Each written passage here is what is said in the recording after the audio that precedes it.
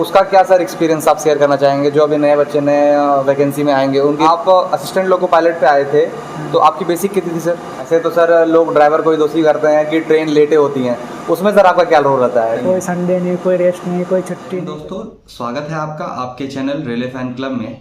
और जैसा कि आपने थंबनेल में देखा होगा कि आज का वीडियो एक ऐसे इंसान के ऊपर है जिनकी सर्विस 20 साल रही एज अ ड्राइवर।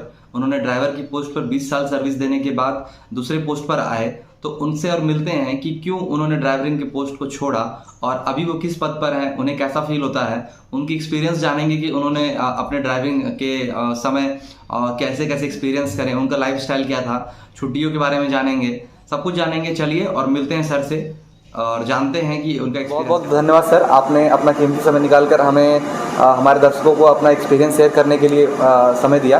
तो सर पहला तो क्वेश्चन ये रहेगा सर कि आप रेलवे में कब आए और अभी तक का रेलवे के साथ सफ़र आपका कैसा रहा, किस पोस्ट पे आए सर, इसके बारे में बताएं।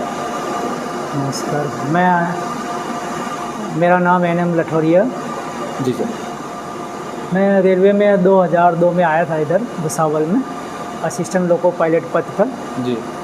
और 1 साल तो ऐसे ट्रेनिंग में चला जाता हमारा, और पोस्टिंग हुआ था 25 फरवरी 2002 में।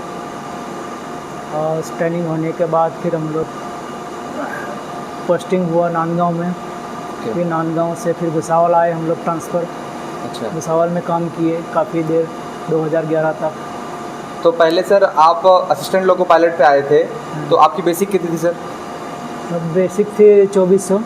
अच्छा, 2400 ग्रेड पे आप आते हैं। ओके। उसके बाद सर आपका प्रमोशन किस में हुआ? फिर 2011 के बाद फिर हम लोग लोको पायलट सेंटिंग में मनमाड़ गए ट्रांसफ़र। ओके, मतलब असिस्टेंट लोको पायलट के बाद आप सेंटर बने? सेंटर बने। और सेंटर के बाद सर? सेंटर के बाद फिर वापस ड्राइवर बनते हैं। उसके बाद LPG लोको पायलट गुड्स में। जी। सेंटर यानी वही सर जो गाड़ी को आगे पीछे रैक में आगे पीछे करते हैं और इंजन आगे पीछे काट के लगाते हैं, ऐसा? हाँ, सेंटिंग ड्यूटी बोले तो गाड़ी को घुमाना, गाड़ी को यार्ड में बैक करना, समय पे गाड़ी को फिर प्लेटफॉर्म पे लगा देना, है ना, पावर रेडी करना, पावर को दूसरी इमरजेंसी में पावर आगे लगाना, पीछे लगाना, वही सेंटर का काम रहता है मनमाड़ यार्ड में। जैसे नांदेड़ डिवीज़न से गाड़ी आ रही है, सोलापुर डिवीज़न से गाड़ी आ रही है, इगतपुरी साइड से कोई ऐसी गाड़ी है जिसका पावर चेंज करना ज़रूरी रहता है, जो सोलापुर साइड जाती हो या नांदेड़ डिवीज़न तरफ जाती हो, तो डीजल काट के AC लगाना पड़ता है, AC काट के डीजल लगाना पड़ता है। अच्छा। उसके बाद सर आप बने ड्राइवर बने? उसके बाद फिर ड्राइवर गुड्स 2013 में हम लोग लोको पायलट्स गुड्स बने। अच्छा, मतलब 2011 2 साल में आप सेंटर के बाद 2 साल में आपके प्रमोशन गुड्स में हो गई। लेकिन लिस्ट कैंसिल होने की वजह से फिर वापस बैक हो गए। अच्छा। फिर वापस सेंटर में मनमाड़ वापस बैक कर दिया गया। ओके। उसके बाद फिर वापस जब बने फिर 2016 में ड्राइवर बने हम लोग। ठीक है। उसके बाद सर आप गुड्स गार्ड में कितने साल सर्विस दिए? गुड्स गार्ड में फिर 2 साल काम किए 2020 तक। ओके। फिर मेडिकल कोरोना की वजह से मेडिकल ओवरड्यू चल रहे थे। Okay okay. जिसमें शुगर हुआ, शुगर की वजह से अनफिट कर दिया उन्होंने। अच्छा, मतलब मेडिकल स्टैंडर्ड उसमें बहुत हाई रहता है और आपको शुगर निकल गया इसलिए आपको मेडिकली अनफिट किया गया। तो सर उसके बाद क्या प्रोसेस से आपको अभी आप किस पोस्ट पे आए हैं और उसका प्रोसेस क्या रहा सर? उसमें शुगर की वजह से मेडिकल अनफिट कर दिया, B1 ग्रेड में दिया उन्होंने। ओके। B1 ग्रेड से फिर बॉर्ड मीटिंग रहती है DIM साहब के साथ, और फिर उनमें पोस्ट बांटते हैं, जहाँ पोस्ट खाली रहती है वैकेंसी के डिवीज़न के हिसाब से, तो वहाँ वो देते हैं। ओके। तो अभी आप किस पोस्ट पे हैं और आपका ग्रेड पे कितना है सर? जैसे और आप किस पोस्ट कितने ग्रेड पे से वहाँ से आप आए थे, मतलब ड्राइवर के बाद आप जब इस पोस्ट पे आए हैं तो क्या ग्रेड पे रहा है? ड्राइवर में वहाँ भी 42 ग्रेड पे था, यहाँ भी OS पद पे SNT में दिया हमको, 42 ग्रेड पे दिया है। अच्छा। जबकि 46 ग्रेड पे देना चाहिए मेडिकल। सैलरी में सर कोई फ़र्क हुआ क्या? सैलरी में कोई फ़र्क तो नहीं पड़ता है, लेकिन बस नुकसान ही होता है उसमें, बस फिक्सेशन एक बार कर देते हैं। अच्छा। 30% जोड़ के बस वैसे हिसाब से चलते रहते हैं। और दिन का दिन ड्यूटी रहता है, रात में रहता नहीं, लोग दिन रात भागते रहते थे पहले, तो उसमें माइलेज का वो रहता है। बाकी तो सर ऑफिस का रहता है उसमें। लगभग आपने 20 साल ड्राइविंग किया है। तो उसका क्या सर एक्सपीरियंस आप शेयर करना चाहेंगे जो अभी नए बच्चे नए वैकेंसी में आएंगे उनके लिए आप क्या कहना चाहेंगे? तो पैसे देखे जाए तो हर डिपार्टमेंट से तो लोको पायलट का जॉब बहुत ही बढ़िया जॉब है वो, क्योंकि आगे रहने में सबसे हरियाली दिखती है, लोगों के बारे में नया नया जानकारी मिलती, हर प्रकार के लोग आते हैं और एडवांस टेक्नोलॉजी के लोग आते रहते हैं उसमें, तो अपने को काफ़ी कुछ जानकारी मिलती रहती है ना। और स्पीड के बारे में कोई 110 के स्पीड का है तो कोई 120 का है, कोई 160 का है, तो ऐसे अलग अलग पावर आते हैं।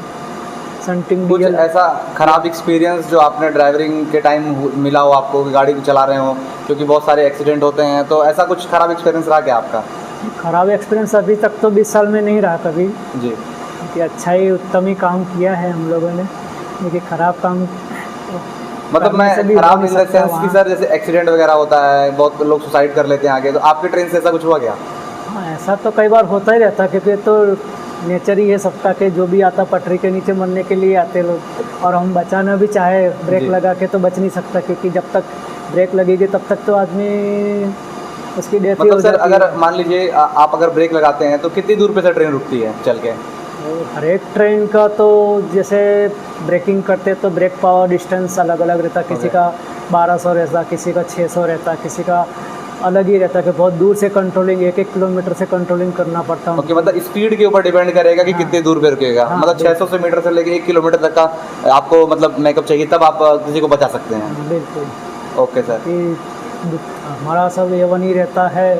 A1 के होने का हमको बहुत दूर से दिखता है, लेकिन अचानक अगर गाड़ी में कोई छुपा है, कोई जानवर या कोई इंसान, और अचानक आके हाथ जोड़ के लेट जाए तो उसको बचा नहीं सकते। Okay okay.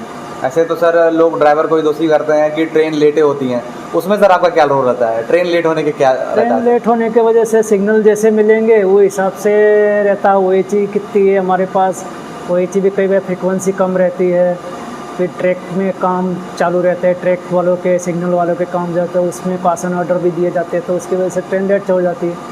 आगे वाले कोई पावर फेल है या आगे अगले स्टेशन पर कोई संटिंग काम चालू है, वो सिग्नल नहीं दे पाते, तो ट्रेन लेट उसकी वजह से लेट होती जाती है। कि बारिश का मौसम है, भौगोलिक परिस्थितियाँ हैं, गोलाई है, चढ़ाई है, उतार है, टनेज है, बहुत सारा कुछ डिपेंड करता है। फिर गार्ड के ऊपर भी डिपेंड करता है, हमारे ट्रेन मैनेजर पे भी, कि वो कितनी देर में रिस्पॉन्स देता है स्टार्ट करने के लिए, क्योंकि जब वो स्टार्ट करने का रिस्पॉन्स जब तक नहीं देगा तब तक स्टार्ट नहीं कर सकते, भले सिग्नल दिया और सब कुछ रेडी हो होने के बाद भी, तो जी। है ना। और सर जैसे कि जब आप ड्राइवर थे तो आपकी छुट्टी का क्या होता था? छुट्टी कैसे मिलती थी और किस तरह की छुट्टियाँ को आपको मिलती थी, और अलावेंस वगैरह कैसा मिलता था? ये इनके बारे में बताइए सर। छुट्टी वगैरह तो बहुत मारामारी रहती छुट्टी। क्या कम लोग होने के कारण, ड्राइवर गाड़ियाँ ज़्यादा होने के कारण छुट्टियाँ नहीं मिलती थी ऐसा? गाड़ियाँ तो ज़्यादा रहती ही, हमेशा डेली गाड़ियाँ ज़्यादा रहती, फैक्ट्रों में भी रहती, लेकिन छुट्टी क्या है कि स्टाफ को बार बार छुट्टी देते नहीं, क्योंकि उनको 3 गुना स्टाफ रखना ही पड़ता था, क्योंकि कभी भी स्पेयर भेजना है, सेक्शन से गाड़ी मंगाना है, गाड़ी भेजना है, तो स्टाफ रखना ही पड़ता था उनको, क्योंकि कभी भी कोई बीमार हो गया आधी रात में, किसी के मिसेज की तबीयत ख़राब है, किसी बच्चे की है, किसी को डिलीवरी है, किसी को इमरजेंसी, तो हमको 3 गुना स्टाफ रखना ही पड़ता है। ऐसा कि भाई कभी भी इमरजेंसी में मेल पे भी भेजना पड़ता, मालगाड़ी भेजना पड़ता, स्पेयर भी जाना है, दूसरे हेडक्वार्टर से गाड़ी लेके आना है। Okay okay. तो गाड़ी का फ्लो इतना रहता, कई बार डाइवर्टेड एक्सीडेंट गाड़ियाँ हो गई, तो जैसे बॉम्बे डिवीजन हो गए तो सूरत होकर गाड़ी आ रही है, वो भी गाड़ियाँ हमको भी लेके आना पड़ता, जलगांव से भी। नांदेड़ डिवीजन में कोई एक्सीडेंट हो गया तो घूम फिर के गाड़ी आएगी, सोलापुर डिवीजन से कोई घूम फिर के आएगी, तो वाया ऐसे इगतपुरी कल्याण होते गाड़ी, तो भी गाड़ियाँ हमको चलानी है। तो ऐसे सर आपके ऊपर इतना रिस्क रहता है कि आपको इतनी सावधानी से रहनी पड़ती है, कभी इतनी दूर गाड़ी चलाने में नींद नहीं आती थी आपको सर?